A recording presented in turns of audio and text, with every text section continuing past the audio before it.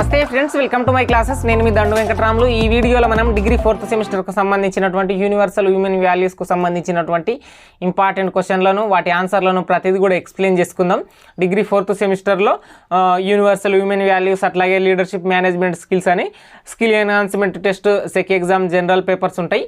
ఇందులో మీకు me all ticket మీద ఏది వస్తే అది ఉంటుంది, లేదా మీ కాలేజ్ వాళ్ళు ఏది ఎంచుకుంటే అది ఉంటుంది అనమాట. అది కూడా వీడియో చేసిన కింద డిస్క్రిప్షన్లో ఇస్తా, చూడండి. యూనివర్సల్ హ్యూమన్ వాల్యూస్కు సంబంధించినటువంటి ఈ వీడియోలో ఇంపార్టెంట్ క్వశ్చన్లు ప్రతిదీ కూడా మీరు ఈజీగా పాస్ అయ్యే విధంగా ఈ ఒక్క వీడియోతో కంప్లీట్గా మీ మైండ్ సెట్ అనేటటువంటిది పుస్తకం లేకున్నా పాస్ అవుతా అనేటటువంటి నమ్మకాన్ని కలిగించడానికి ప్రయత్నం చేస్తా.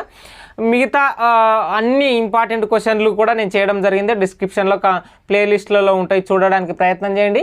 తెలంగాణ రాష్ట్రంలో ఉన్నటువంటి BA, BCom, BSc, BBA, BSW, BCA అన్ని గ్రూప్ వాళ్లకు ఉస్మానియాతో పాటు పాలమూరు, శాతవాహన, కాకతీయ, తెలంగాణ, మహాత్మా గాంధీ అన్ని యూనివర్సిటీలకు యూనివర్సల్ హ్యూమన్ వాల్యూస్ అనేటటువంటిది ఉంటుందన్నమాట. దీనికి సంబంధించి మొదట మనం ఇంపార్టెంట్ క్వశ్చన్లు చర్చిద్దాం. ఇంపార్టెంట్ క్వశ్చన్లు ఒక టాప్ 5 వరకు ఎక్స్ప్లెయిన్ చేస్తా. ఆ టాప్ 5 వస్తాయి మ్యాక్సిమం, కాబట్టి చూడడానికి ప్రయత్నం చేయండి. మీకు స్క్రీన్ మీద చూపిస్తున్నట్లు డిఫైన్ అని చెప్పి ఈ మోడల్లో ఉన్నటువంటి క్వశ్చన్లు నేను ఇక్కడ ఒక 6-7 ఉన్నాయి. ఇట్లాంటివి మొత్తం టోటల్గా 24 ఉంటాయి సిలబస్లో. ఆ సిలబస్లో నుంచి మోస్ట్ ఇంపార్టెంట్వి ఇవి ఇవ్వడం జరిగింది. ఇందులో కరుణ, ట్రూత్, లవ్ అంటే compassion and truth, love, sympathy, service, peace, ఇట్లా రైట్నెస్, అట్లాగే non violence, universal human values అనేటటువంటి ఈ విధంగా సిలబస్లో మొత్తం 24 ఉంటాయి. 24లో మనకు ఇక్కడ ఒక 8 వరకు ఇవ్వడం జరిగింది. ఎస్ఏ క్వశ్చన్లలో మిగతాయి వస్తాయి. అయితే ఇవన్నీ కూడా హ్యూమన్ వాల్యూస్కు సంబంధించినటువంటి బేసిక్ ఫండమెంటల్స్ అనమాట. ఇందులో చాలా వరకు మీకు తెలిసిన పదాలు, మీరు నిత్య జీవితంలో మాట్లాడుతున్న పదాలే ఉంటాయన్నమాట. ఈ మాట్లాడుతున్న పదాల నుంచే క్వశ్చన్కి ఆన్సర్ రాయడము, కంటెంట్ని ఊహించడం కొంచెం క్రిటికల్గా ఉంటుంది. ఆ క్రిటికల్నెస్ తగ్గించే విధంగా నేను చెప్పడానికి ప్రయత్నం చేస్తా. Second question, what is love and its forms. Love for self, society, humanity and other country, begins loving, non violence, అట్లాగే non parents, living, family, friend, species. ఇట్లా అంటే ప్రేమ అంటే ఏమిటి, దాని రూపాలు, స్వీయ ప్రేమ, సమాజము, దేశము, ఇతర జీవుల మీద ప్రేమ, జీవం లేని వాటి మీద, తల్లిదండ్రుల మీద, కుటుంబం మీద, స్నేహితుడి మీద, జీవిత భాగస్వామి మీద, మానవత్వం మీద, ఇతర జీవులను జీవం లేటి ప్రతి అంశాల మీద. ఇక్కడ టెక్స్ట్ మళ్ళీ పడ్డదంతే. ఈ అన్నిటి మీద లవ్ ఎట్లా అనేటటువంటిది ఒక క్వశ్చన్. అట్లాగే ఈ మార్గాలు ఏవైతే ఉంటాయో ఈ అన్నీ కూడా ఇవి ఫిలాసఫికల్గా ఉండేటటువంటివి అనమాట. అది ఇండియన్ ఫిలాసఫర్స్, వెస్టర్న్ ఫిలాసఫర్స్ అందరూ ఈ తరాలుగా ఆదర్శవాదము, ఐడియలిజం, నేచురలిజం ఇట్లాంటివి ఉంటాయి. మీరు ఇన్ కేస్ ఫ్యూచర్లో ఫిలాసఫీ లేదా బీఈడి చదువుతానంటే ఇవన్నిటి తారాసపడతాయి. ఎగ్జాంపుల్, నేను బీఈడి ఫస్ట్ ఇయర్ స్టూడెంట్ అనమాట.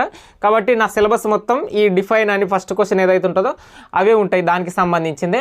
వీటన్నిటిని మీకు సింపుల్గా ఎక్స్ప్లెయిన్ చేస్తా. అట్లాగే థర్డ్ క్వశ్చన్ చూసుకున్నట్లయితే ఇక్కడ third question, explain the relationship between love and compassion and other relate feelings and emotions like empathy, sympathy, non violence అని. ప్రేమ మరియు కరుణ, ఇతర సంబంధిత భావాలు మరియు తాదాత్మ్యం, సానుభూతి మరియు అహింస వంటి భావోద్వేగాల మధ్య సంబంధాన్ని తెలియజేయండి. ఫీలింగ్స్ గురించి అడుగుతున్నా, అంతే, క్వశ్చన్ ఏం లేదు.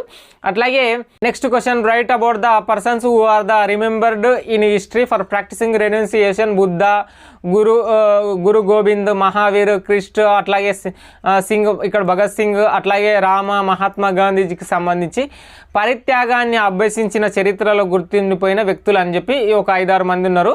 వీళ్ళు సిలబస్ మొత్తము 13 మంది ఉంటారు మన సిలబస్లో. 13 మందిలో మనకు 6-7 ఉండేటివి చాలా ఇంపార్టెంట్ అనమాట.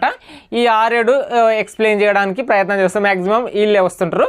అయితే మీకు ఇంతకుముందు చెప్పినట్లు ఈ ఫస్ట్ క్వశ్చన్ అనేటటువంటి డిఫైన్ అనేటటువంటి క్వశ్చన్ ఖచ్చితంగా 3 లేదా 4 క్వశ్చన్ల సమ్మేళనం. గుర్తుంచుకోండి, షార్ట్ క్వశ్చన్లు, లాంగ్ ఆన్సర్ క్వశ్చన్లు కలిపి ఇందులో ఏదో ఒక పదంతోనే ఒక క్వశ్చన్ బిల్డ్ అవుతుంది. ఒక 3 క్వశ్చన్లు అన్న ఎట్లీస్ట్, అట్లాగే ఈ సెకండ్ క్వశ్చన్ కూడా ఒక 2 క్వశ్చన్లు అన్న ఎట్లీస్ట్ వస్తుంది. అట్లాగే వీటికి సంబంధించి ఇక్కడ ఉన్నటువంటి 4th క్వశ్చన్ అనేది కూడా ఒక 2 క్వశ్చన్లలో ప్రభావం చూపుతుంది. ఫిలాసఫికల్గా అడిగితేనంటే ఓన్లీ మహాత్మా గాంధీజీ గురించి, నాన్ వైలెన్స్ గురించి అడిగితే ఈ క్వశ్చన్ వస్తుంది అనమాట. అట్లాగే importance in values in individual social career and national life అని చెప్పి వ్యక్తి, సామాజిక, వృత్తి మరియు జాతీయ జీవితంలో విలువల ప్రాముఖ్యతకు సంబంధించినటువంటి క్వశ్చన్. అట్లాగే మీరు నెక్స్ట్ చూసుకున్నట్లయితే what will you gain if you practice love and compassion. ఇంతకుముందు చెప్పిన కదా, ఫస్ట్ క్వశ్చన్లో ఉన్నాయి చూడండి, కరుణ మరియు ప్రేమకు సంబంధించి, కంపాషన్ మరియు లవ్కు సంబంధించి ఏదైతే ఉన్నదో అది దానికి సంబంధించినటువంటిదే రిలేటివ్గా మళ్ళీ క్వశ్చన్లు వస్తాయి అన్నమాట. అది గుర్తుంచుకోండి. అట్లా 7th describe purpose and relevance of universal human values. సార్వత్రిక మానవ విలువలు, ప్రయోజనం మరియు ఔచిత్యం గురించి వివరించండి అని క్వశ్చన్ అనమాట. క్వశ్చన్ ఎట్లా వచ్చినా అని కూడా, ఏమొచ్చినా అని కూడా అసలు యూనివర్సల్ హ్యూమన్ వాల్యూస్ అనేటటువంటి దానికి అసలు యూనివర్సల్ హ్యూమన్ వాల్యూస్ అంటే ఏమిటి, అసలు ఈ క్వశ్చన్లు అన్నిటి వదిలేసి అసలు టాపిక్ మనం చర్చించుకుంటే, యూనివర్సల్ హ్యూమన్ వాల్యూస్ అంటే యూనివర్సల్ అంటే సార్వత్రిక లేదా విశ్వజనీయ, లేదా హ్యూమన్ అంటే మానవత, వాల్యూస్ అంటే విలువలు, సార్వత్రిక మానవ విలువలు లేదా విశ్వజనీయ మానవ విలువలు అని చెప్పి ఈ సిలబస్కి సంబంధించి, ఈ సిలబస్లో మనకున్నటువంటి టాపిక్ ఎట్లొచ్చినా సరే ఇది ఒక జనరల్ టాపిక్ కాబట్టి దీంట్లో ఈ టాపిక్ ఏం చెప్తుందంటే దేశం పరిధి, హక్కుల పరిధి, రక్షణ పరిధి ఇవన్నీ దాటుకొని తోటి మనిషి అయినటువంటి మనిషిని నువ్వు ఎట్లా ప్రేమించాలి అనేటటువంటి కంపారిజన్గా చేస్తుంటారు అనమాట. అవన్నీ ప్రేమ, దయ, కరుణ, జాలి, సానుభూతి, సింపతి, సర్వీసు, ఇట్లా ధర్మము, ఇటువంటివి రైట్నెస్ అనేటటువంటి ఏవైతే ఉన్నాయో వాటి గురించి బలంగా చెప్తుంది అనమాట. సాటి మనిషి ఎక్కడి నుంచో ఒక అమెరికన్ మన దేశంకి వచ్చి మనతో ఉన్నాడు అనుకో, అతని పట్ల మనం బిహేవ్ చేయాల్సినటువంటి విషయాలు ఏమిటి, లేదంటే ఒక వ్యక్తికి యాక్సిడెంట్ అయితే మనము అతని వద్ద ఉండాల్సినటువంటివి, మనం చేయాల్సినటువంటిది, మన నైతిక బాధ్యతలు ఏమిటి, మన ఎథిక్స్ ఏంటి, మన మోరల్స్ ఏంటి అనేటువంటివి ఈ యూనివర్సల్ హ్యూమన్ వాల్యూస్లో మీరు ఏ క్వశ్చన్ రాస్తున్నా సరే వీటిని బలంగా ఎస్టాబ్లిష్ చేస్తూ రాయాలన్నమాట. ఇక నెక్స్ట్ అసలు ప్రతి క్వశ్చన్కు సంబంధించినటువంటి ఆన్సర్లను ఎక్స్ప్లెయిన్ చేస్తేనంటే ఒకసారి చూడడానికి ప్రయత్నం చేయండి. ఫస్ట్ క్వశ్చన్కు సంబంధించి ఒక 5-6 నాకు కంటెంట్ ఎంతవరకు వీలైతే అంతవరకు తీసుకొని చెప్పడానికి ప్రయత్నం చేస్తున్నా. కరుణ, నిజమైన ప్రేమ, నిజం, సానుభూతి, సేవ, శాంతి, ధర్మం, నాన్ వైలెన్స్, సార్వత్రిక మానవ విలువలు ఇటువంటివి ఉన్నాయి కదా. ఇందులో వీటన్నిటికి సంబంధించి ఇప్పుడు లవ్ అంటేనంటే ఏంటి అంటే అబ్సల్యూట్లీ సెల్ఫ్లెస్ అనమాట, స్వార్థం లేకుండా ఉండేటటువంటిదే లవ్.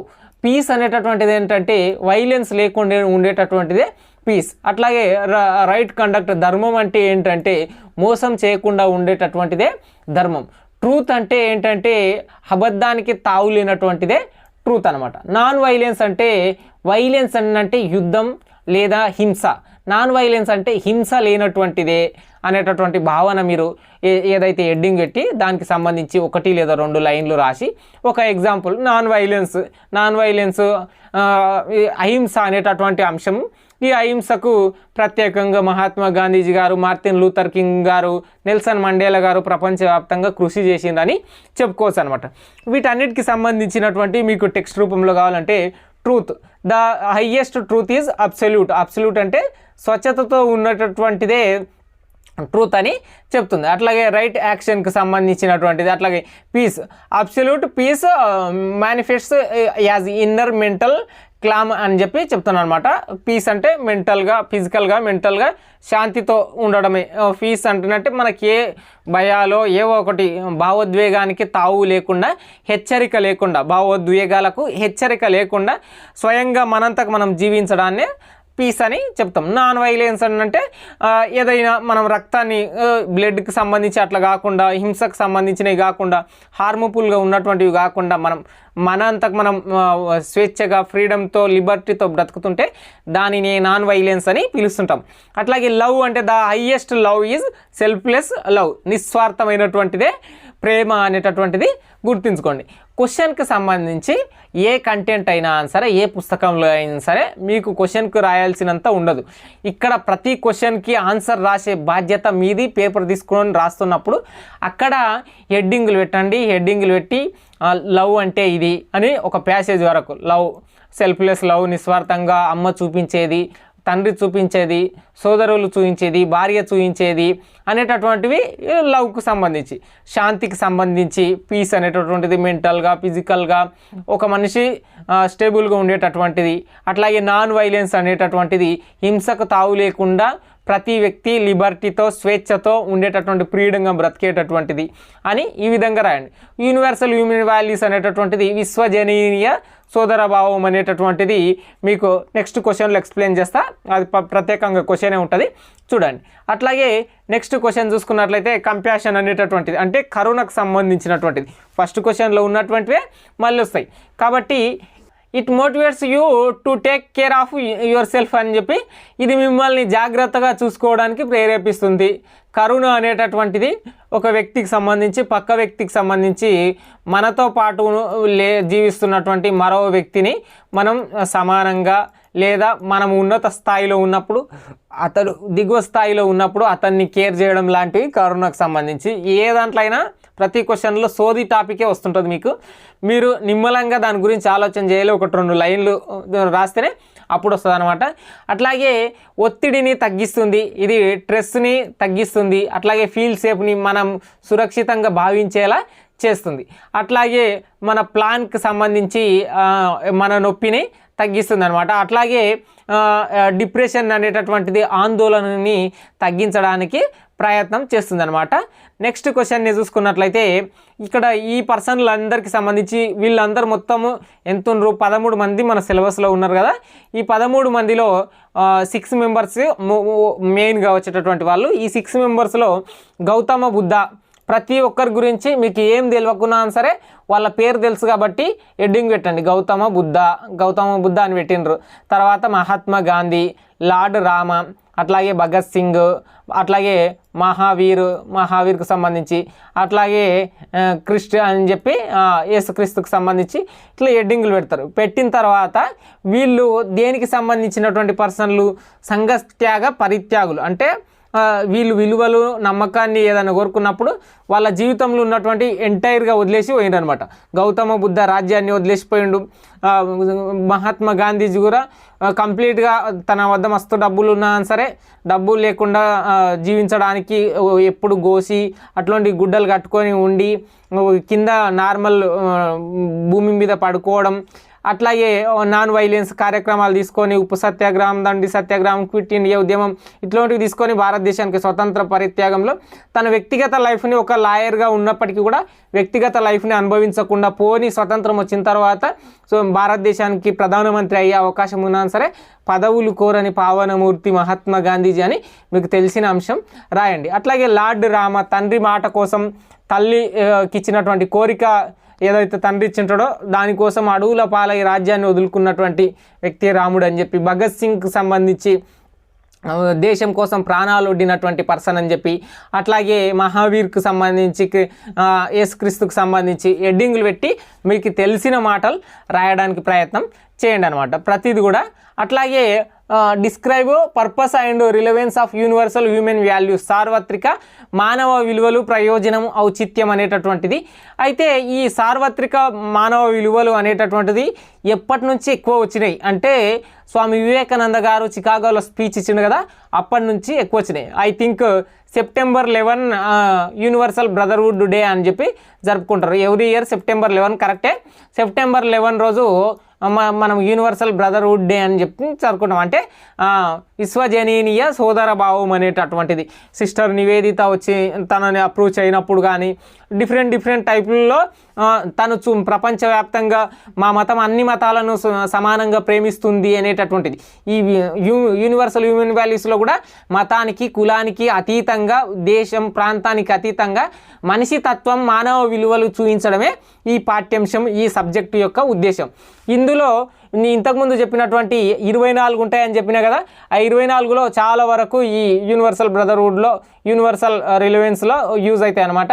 అందులో రెస్పెక్టు, అట్లాగే సాక్రిఫైజు, సర్వీసు, ఓపు, ఇన్నోవేషను, ఇట్లా లెర్నింగ్, క్యారెక్టరు, మీకు తెలిసినటువంటి యూనివర్సల్గా ఉండేటటువంటి చూపించేటటువంటి అన్నీ మీరు రాయొచ్చు అనమాట. హ్యుమానిటీ, కాన్ఫిడెంట్, అట్లాగే రిలేషన్షిప్, వీటన్నిటికి సంబంధించి మీ సొంత మాటల్లో కూడా ఈజీగా రాయొచ్చు. Describe purpose and relevance of universal human values అనేటటువంటిది క్వశ్చన్ పెట్టిన తర్వాత ఒక 10 హెడ్డింగ్లన్నా పెట్టండి. Peace, respect, character, love, truth love, peace, service అని. ఇప్పుడు పీస్ ఉందనుకో, శాంతి, క్వశ్చన్లో కూడా తెలుగులోనే శాంతి అని కూడా రావచ్చు. మీరు తెలుగు మీడియం వల్ల అయినా ఇంగ్లీష్ మీడియం వల్ల అయినా ఎగ్జామ్ తెలుగులో అయినా రాసుకోవచ్చు, ఇంగ్లీష్లో అయినా రాసుకోవచ్చు, గుర్తుంచుకోండి. అట్లాగే నెక్స్ట్ క్వశ్చన్కి సంబంధించింది చూసినట్లయితే what is love, its forms love అని చెప్పి ప్రేమ, వివిధ కుటుంబాల నుంచి మనం ఎక్స్ప్లెయిన్ చేసుకున్నాం కదా. ప్రేమ అనేటటువంటిది మొదట సెల్ఫ్ లవ్ అనేటటువంటిది ఎలా ఉంటుంది, తనని తాను ప్రేమించుకోవడం అంటే మోటివేట్ చేసుకోవడం, ఆత్మ న్యూన్యత భావానికి గురి కాకుండా ముందుకు వెళ్ళడం లాంటిది సెల్ఫ్ లవ్ అనేటటువంటిది. అట్లాగే హ్యూమానిటీ అనేటటువంటిది మానవతం, తోటి మనిషికి ఏదైనా జరిగితే మనము అతని పట్ల చూపించేటటువంటి మానవతా విలువలని హ్యూమానిటీ అని పిలుస్తాం. అట్లాగే తల్లిదండ్రుల మీద ఎట్లాగో కామన్గా పుట్టినప్పటి నుంచి అనుకరణ, సహజాత ప్రవృత్తి నుంచే లవ్ అనేటటువంటిది ఉంటుందన్నమాట. అట్లాగే ఫ్యామిలీకి సంబంధించి కుటుంబ సభ్యులకు ఏమన్నా అయితే మనం తట్టుకోకపోవడం ఇట్లాంటివి ఉంటుంది.